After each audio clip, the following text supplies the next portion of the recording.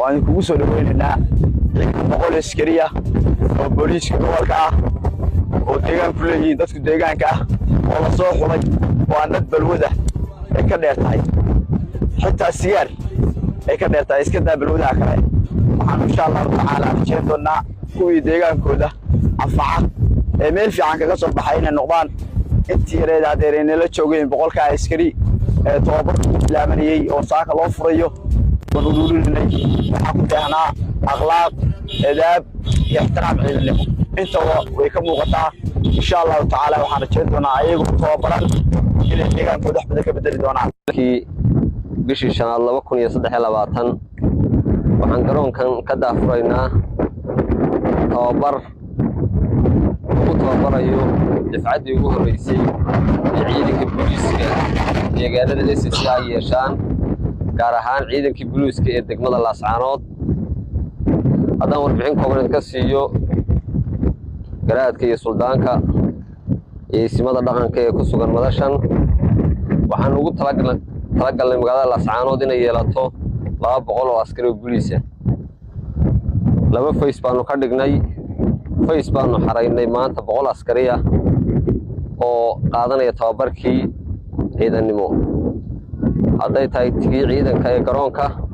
iyo hadday tahay tii shuruucda ee booliiska marka 100kii kalena waxay ka shaqaynayaan saldhigyadii iyo qaybtii iyo xarumihii dawladda dhammaantood waxa ku haya gacanta ciidanka booliiska ee deegaanka ee dadka lahaa oo waxay loogu mahadnaqo waa markii koowaad ee 16 sano ka bacdi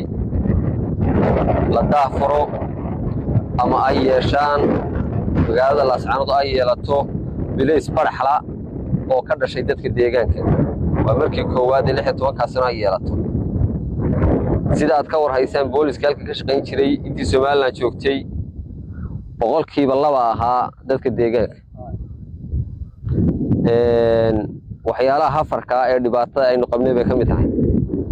marka waa wax Ilaahay loogu mahadnaqo kii 100 askari oo kamid ah booliiska SSC ee deegaanada SSC gaar ahaan degmada Laascaanood laba toddobaad waa dartay barkan socday maanta waa daahfurkii iyo in aynu si official ah aynu ugu furno waxaan ka codsanayaa garaadada iyo guddiga 3 ah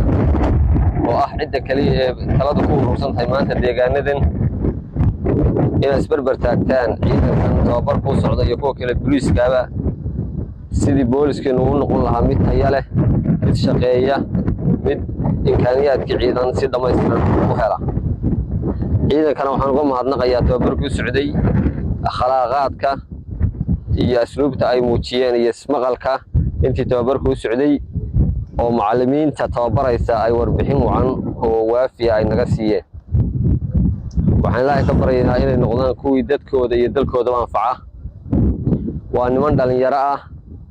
4-5 nin oo khibrad iyo waayo-aragnimo aan ugu xulanay inay ay daadihiyaan ciidanka kale mooyaane dhammaantood waa niman dhalinyaro ah oo ah ardayda wax baratay sida awgeed iyagana mas'uuliyad baa saaran waxa laga rabaa askarku waa shaqeeyaan iyo ismaqal ilaaliyaan amarkana qaataan deegaanka shacabka ah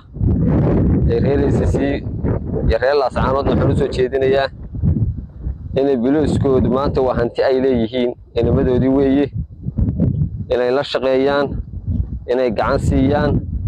inay wax allaale waxay hiili uga baahdaan isla garab taagaan kuwa shaqada ku jiraan ay u dhagan nuglaadaan intaasan shacab waxaanu saaka ku faraxsanahay aniga suldaanku inaanu ka soo qayb galno tababarka halkan ka socday xafladii loogu furayay tababarka booliiska ee gobolka Sool gaar ahaan degmada Laascaanood waxaan aad ugu faraxsanahay in dhammaan hay'adihii dawladdu gaar ahaan kuwii amnigu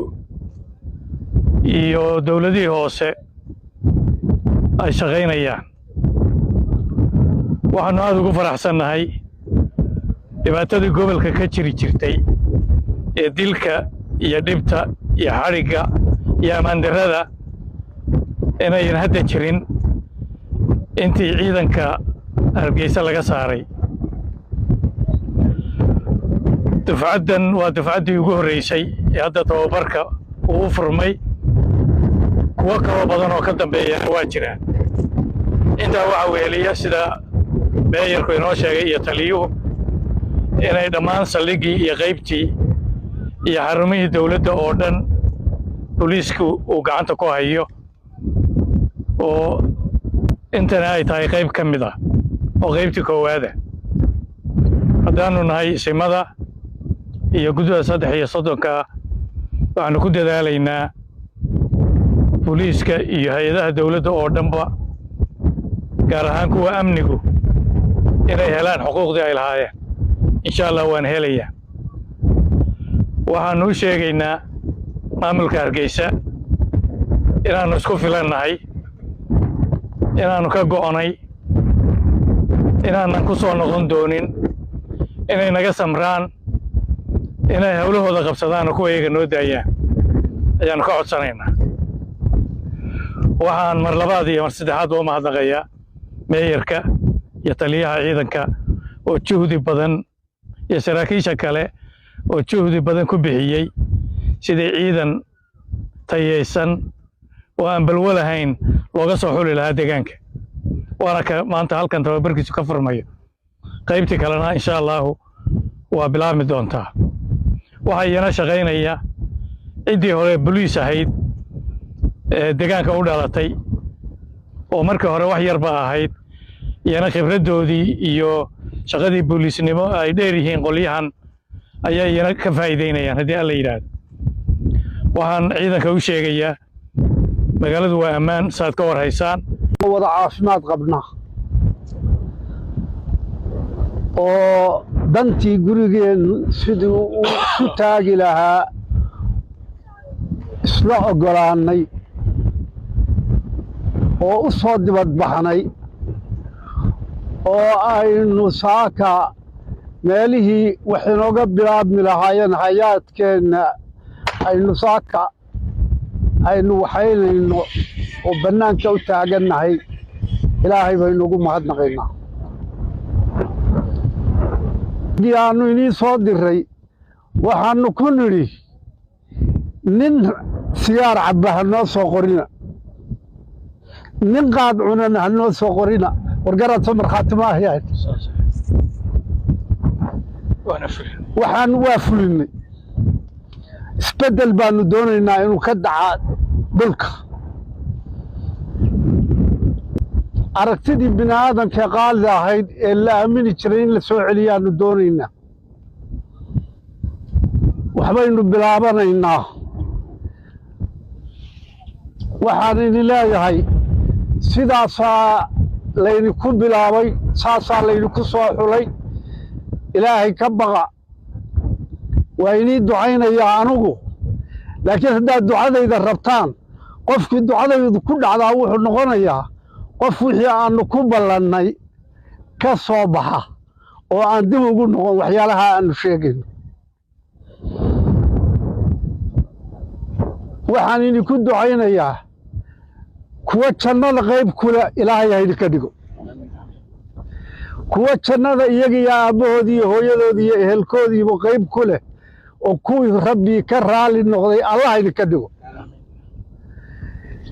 kuwa tarantoodu waddanka wax tarto oo siidh wacan ilaahay ka reebana allah ha idinka dhigo. haddaad naga maqashaan arrintaa aan saaka idin sheegayno ee laydinku bilaabay, haddii aad caqligayna ku xejis halkaa qalbigaa gashataan, rabbina uu inaad ruf sheegaysaan ogaado, wax idinka xumaanayaa ma jiraan. ummad kor u socotaad noqonaysaan. qof waliba wixii aad ilaahay ka rabto yaad ka helaysaa.